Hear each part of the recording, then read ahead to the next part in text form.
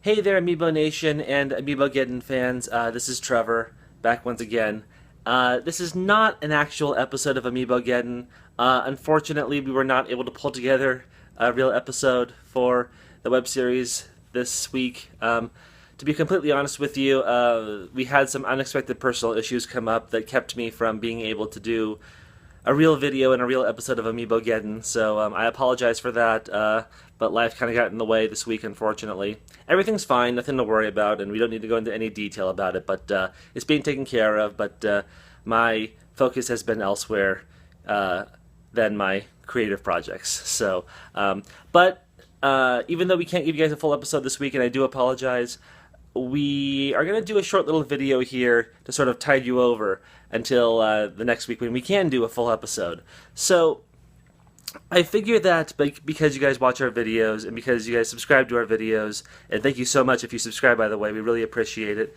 I'm sure you guys are, into Amiibos, are also into, just toys and collectibles in general, and I have a bunch, as you can probably see behind us here and all that. I'm in me and my wife's house right now, so yeah, we have a ton of collectibles here, and I thought maybe I'd show you guys a few of our most prized possessions in terms of our toy collection.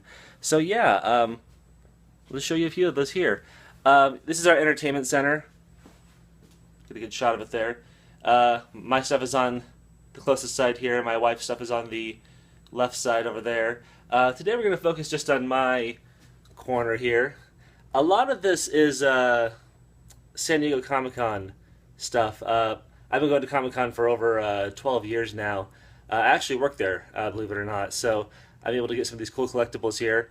This little corner of our entertainment center is where I keep some of my favorite pieces that are, my part of the collection. So yeah, the first one you see here, this is a Supergirl figure from this past Comic-Con 2015. This is a very limited edition statue. I can't remember which booth had it. It was not DC. I think it was Entertainment Earth, maybe. But yeah, I think this particular statue was limited to 1,000 pieces total. Back up there, give you a better shot. Yeah, but it's a pretty cool Supergirl figure. I'm not a huge DC fan in general, which is kind of funny. I'm more of a Marvel guy personally, but I think the Supergirl figure is pretty cool. It's really well done. So yeah, down below here we have Comic-Con Gizmo. I don't remember which year I got this from. It's I think maybe like 2012, something like that, maybe. But as you can see, he has his little sunglasses on, and also he has a little San Diego Comic-Con badge around his neck there, which is pretty awesome. So I love Gremlins. It's one of my favorite movies of all time. So yeah, good times. So in the back here, between Supergirl and the others, there's a Scott Pilgrim figure. I'm a die-hard Scott Pilgrim fan. It's one of my favorite movies of the last several years. So yeah, I absolutely adore that movie and the comic book series and everything about it. I love Scott Pilgrim. But yeah, that figure was also a Comic-Con exclusive.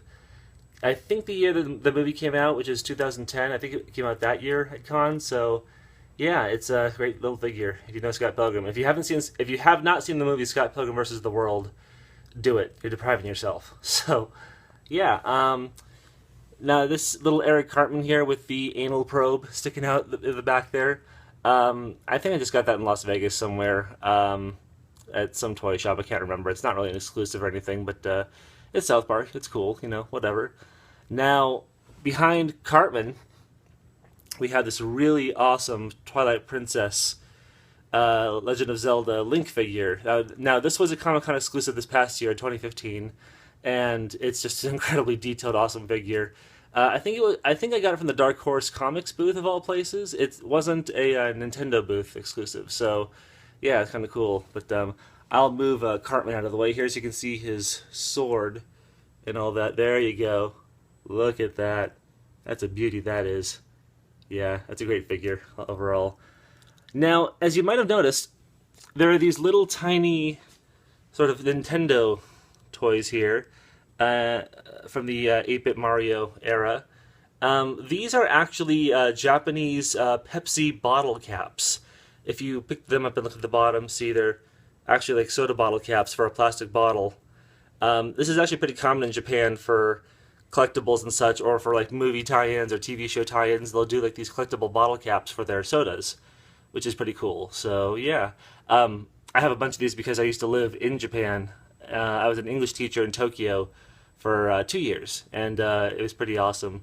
I remember at the time there were bottle caps for Star Wars Episode 3, I think. Yeah, it would have been Episode 3.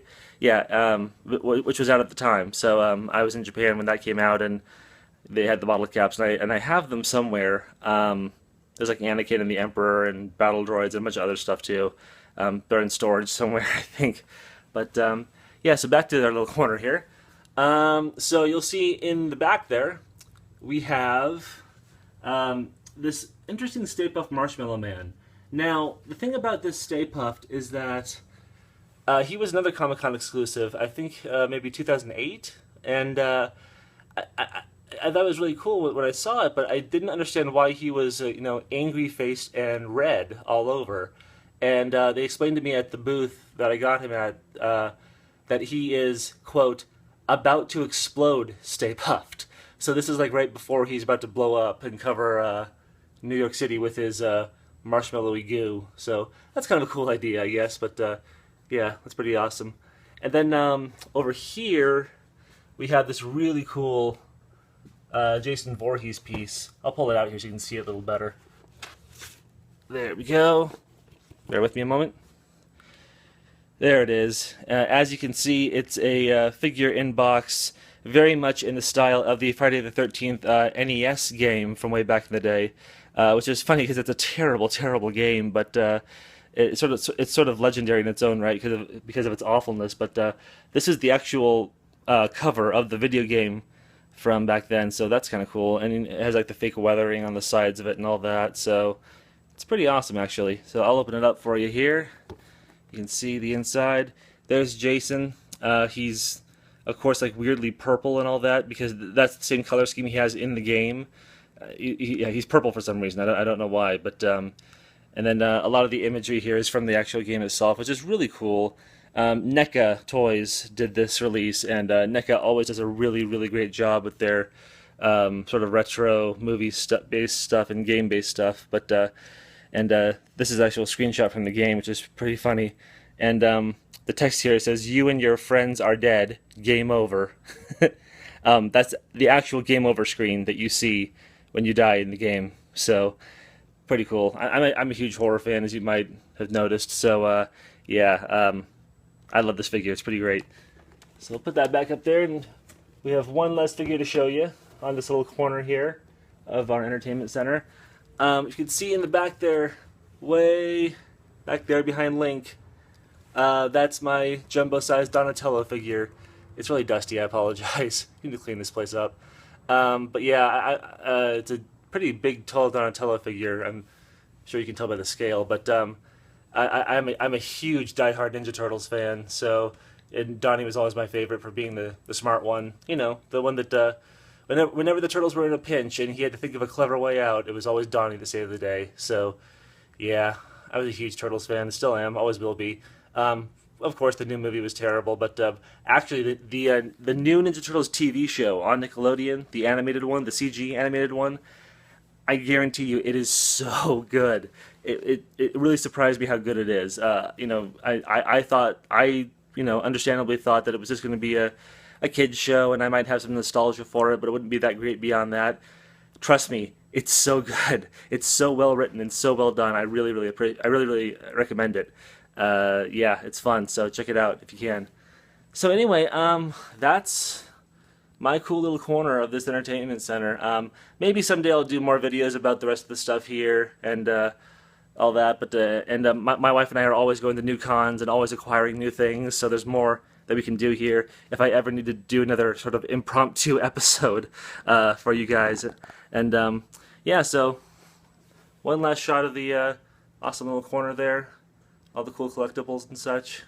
Yeah. We're nerds. But it's all fun. So that's it for this week, guys. I really apologize that we weren't able to do an actual episode of Amiibogeddon. We will do another one. We will do an actual episode next week with the new releases coming out with the VR and Yoshi's and all that. So yeah. Again, I apologize. Life got in the way this time. Had other things to worry about, more important things to worry about, unfortunately. Sometimes we just have, that's just how it works, So, but we do love you guys. Want to give you this little tidbit for this week. So, yeah. Anyway, hope you enjoyed this little bit of toy exhibitionism.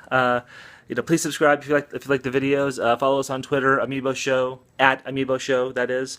And yeah, we'll be more together with a full polished episode next week. So yeah, take care, guys. We'll see you next week.